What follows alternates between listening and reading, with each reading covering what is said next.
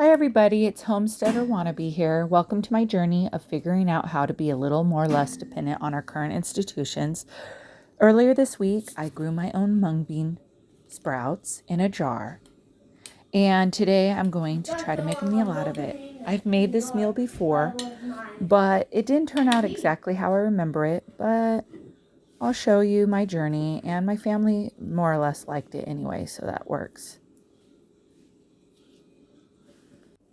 So I decided I'm going to cook it all in the crock pot.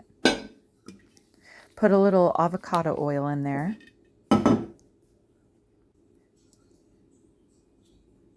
The recipe called for cumin seeds, but all I had was cumin powder. And I do substitutions all the time in my recipes, and I don't really measure. And then here's some onions, which I was supposed to saute beforehand.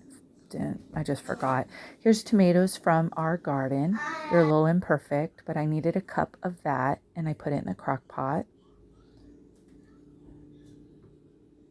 And then this garlic's from our garden, and it was kind of floppy, but I realized I can use it anyway. I hate wasting.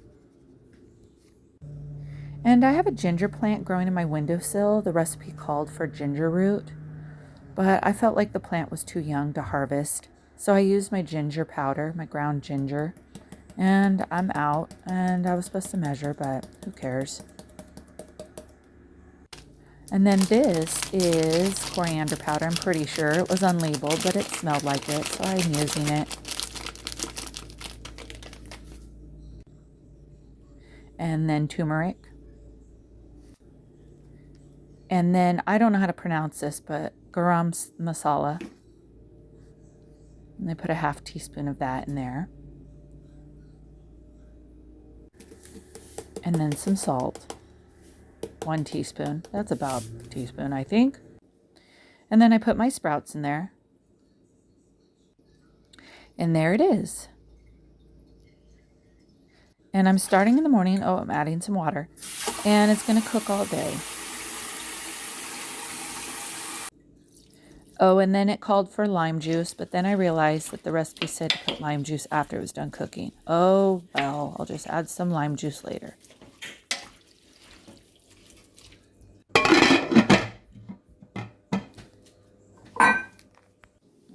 So then, while I'm waiting for that to cook, I decided to use my sourdough discard to make some flatbread. So I have some flour, I'm adding some discard.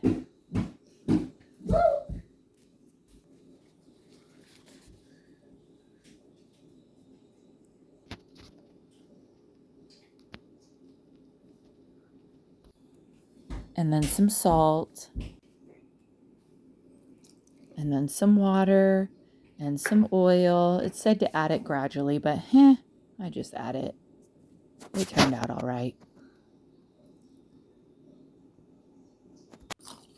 Mix that together, make some dough.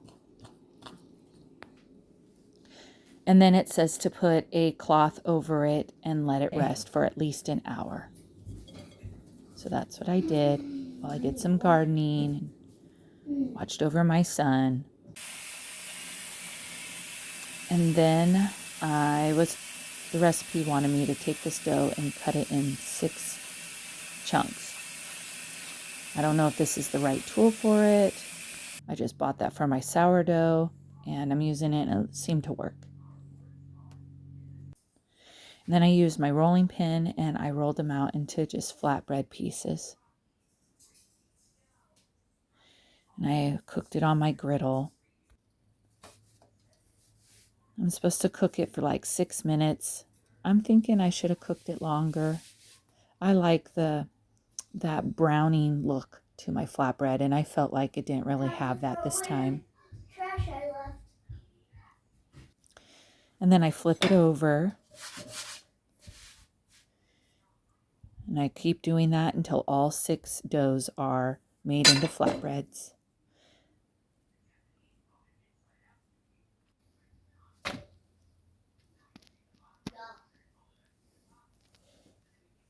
So I'd like to interrupt this video. My son was hungry, and so I used some of the flatbread I just made and made him a pizza with leftover spaghetti sauce. He loved it. All right, so here's my flatbread for dinner tonight.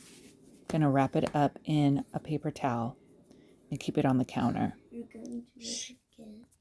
Before swim lessons, I started some rice in the rice cooker. So this is it after a day of cooking, and I actually don't find it very appetizing looking. Looks like little strings in there. So I'm going to take my little blender and blend it up.